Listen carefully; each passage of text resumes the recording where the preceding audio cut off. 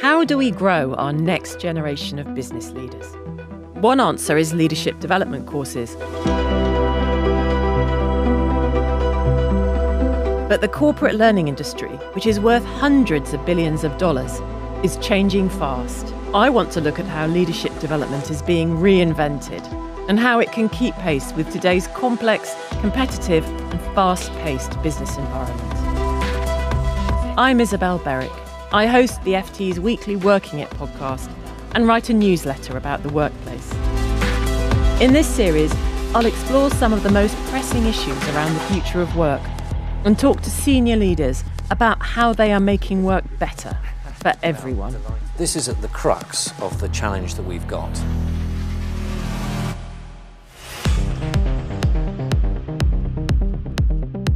For many years, business leaders refined their skills at off-site, purpose-built corporate university campuses. As big companies developed, particularly in the middle of the 20th century, they themselves recognised that they needed to educate and develop their own leaders to do the things that that specific company wanted to do. One of the best-known corporate campuses was GE's Crotonville, launched in 1956. Back then, leadership was about command and control, with a 12-week advanced managers course teaching old-school bosses how to lead. Throughout the 80s and 90s, these campuses were a must-have for companies like Boeing and Kodak. That was a big cultural event for people to go to training and meet other people and learn and then go back to their jobs. And companies were willing to spend a lot of money on that. So Crotonville was and is a beautiful spot in the Hudson Valley in upstate New York. People I spoke to were very proud to have been invited on those courses, and they did put a lot of thought into how it should be arranged. There was a bar and a restaurant and a sort of hotel style approach. It was a big deal, but even when I went, GE was already starting to run Crotonville, in inverted commas, courses outside New York State, because as a multinational it needed to be able to teach people the GE way in India or Japan or wherever they did business. In 2002, an estimated 80% of Fortune 500 companies had a corporate university campus. But since then, they've fallen somewhat out of favour. GE sold off the Crotonville campus this year. Under Powerhouse CEO Jack Welch, future leaders were immersed in company culture. Now the site is being turned into a conference centre. And many other companies have made similar moves. Right around 2000, 2001, 2002, when internet became really big, there was this massive rush towards e-learning. In the very beginning, it was a cost savings. And then they realized there was a whole bunch of other benefits. People could learn at their own time, at their own pace, when they had time to learn. They didn't have to do it during the day in the office as they would have in a normal course. They could chunk the content into smaller pieces so you could skip a chapter and get to the information that you really wanted to learn. During the pandemic, investment in online learning exploded. You had hundreds of millions of venture capital dollars flowing into this space at a time when capital was also a lot cheaper and interest rates were low. We've since just gone through a pretty painful correction in that space. Emeritus works with 100 of the world's top universities, offering online leadership courses. But the company realised an element of personal contact was also really important. What are the benefits of virtual learning? The biggest benefit of virtual learning is that it is cheaper and more flexible. You don't need to pay for travel. You don't need to book a fancy space. You can do the training on your own time. What we've tried to do at Emeritus is to take the benefits of virtual learning, but then add in the support and structure of a physical classroom where we can. So, Emeritus has been using technology that makes virtual learning a little bit more personal. I went to Madrid to see it in action. Laura. Hi, Isabel. Hola, ¿qué How tal? are you? ¿Cómo estás? Bien. Me alegro. Wow, this is amazing. So what have we got here? We've got a lot of screens, cameras. How does it work? So we have around 34 screens for a video wall, and of course the green. We cannot ignore the green in the room. This allows us to make this room anything we want. A lot better than the chat on your Zoom. For the teacher at least, this is a much more immersive experience. It feels quite unreal, but actually to present like this is so different from being behind your desk in your bedroom, and it's so much more professional and so much more fun. What's the ratio between in-person and online? We do actually find ourselves increasingly adding in-person components to the learning. And this is following a pretty big trend that large companies are seeing, where employees really do value the benefit of in-person learning experiences, the chance to travel somewhere, the chance to meet colleagues, but they still want the benefit of the cost savings and flexibility that comes with online learning. In 2023, the corporate training sector was valued at $164 billion, and it's forecast to grow to $487 billion by 2031. But according to the 2024 LeadX report, only 54% of companies have mandatory leadership training. I can see how the emeritus model can be effective at upskilling big parts of the workforce. But what else can be done to prepare people for the C-suite, or even to help develop established CEOs? Lots of CEOs have coaches, and there are lots of coaches out there offering their services to provide another sounding board for some of the challenges that they may face, because it's a pretty isolating role being a chief executive. And also I set a lot of store by some of the forums in which CEOs from different companies themselves meet, and that might include the much maligned Davos, for example, as places where they can talk off the record with senior people at other companies, not just about business, but about the kind of things that they're facing. Japanese tech company Ricoh offers a kind of mini MBA where leaders have that chance to get together.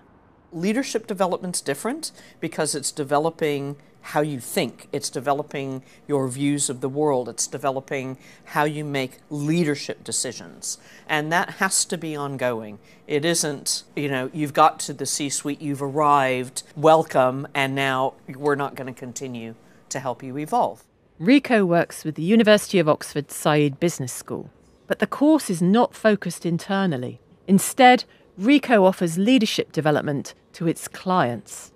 We kind of had a real brainstorm and thought, what can we do to spend time with our customers in a way that they can accept the invitation, but also give something back to their organisation? So we kind of pivoted towards the education route, sort of a mini MBA.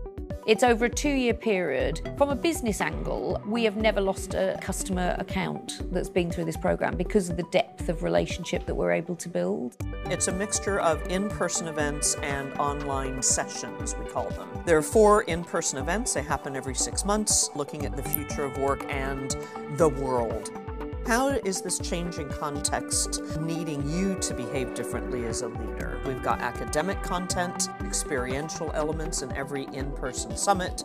We do lots of great things to bring the ideas to life, rather than just sit in a room and have someone talk to you at you. What is different about the Ricoh program? Ricoh are in the room, so they're learning alongside their own clients, and they're also getting intelligence from those clients in the room. So in some ways it's a market research activity as well. It's almost like a therapy group, actually, where you really kind of go, wow, everyone's having these challenges, and how can we tackle them as a group? I do think it's right that people go externally and go into cohorts where they are with other companies and have a broader network, broader pool of experience that they can learn from. So where do your star CEOs fit in? I can't imagine Elon Musk on one of these leadership programs. They are exceptional in every respect, good and bad, leaders, and they can make change just by the force of their unique personality, with emphasis on unique.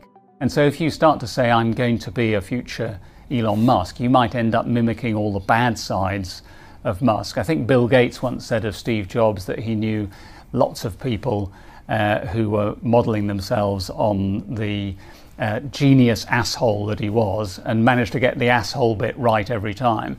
So there is a kind of danger that you go with an exceptional leader and say, these are the things I have to do in running my rather humdrum small company, and you end up replicating the bad side of what some unique, exceptional leaders might do.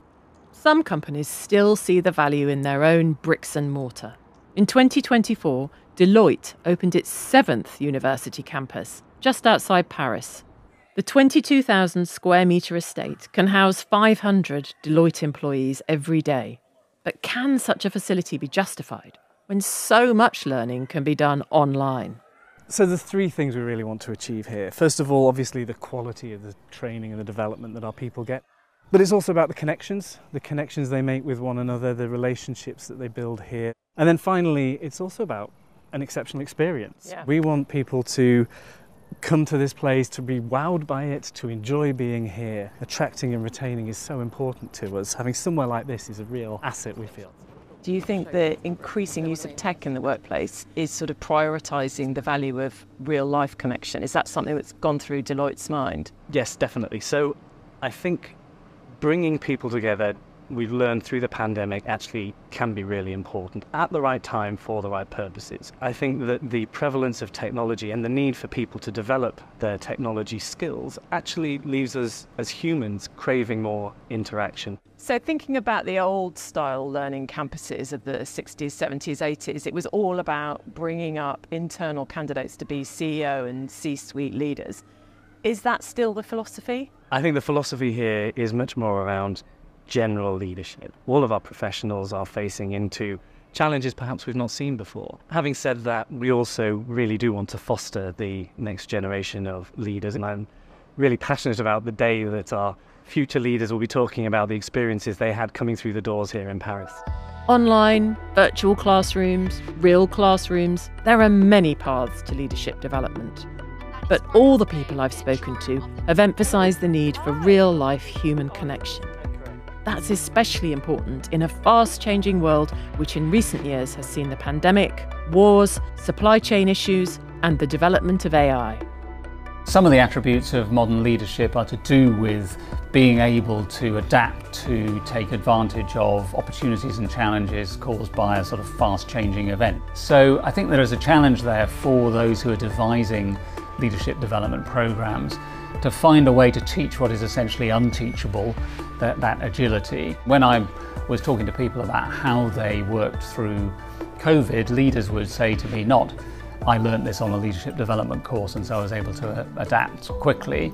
They would say, well, I remember when the financial crisis hit and I was in a more junior position, had to do things quickly. Or for some of the older leaders, 9/11, what happened after that was a useful experience that they were able to bring into their leadership through the crisis. Sometimes what counts is not learning in the classroom, but learning on the job.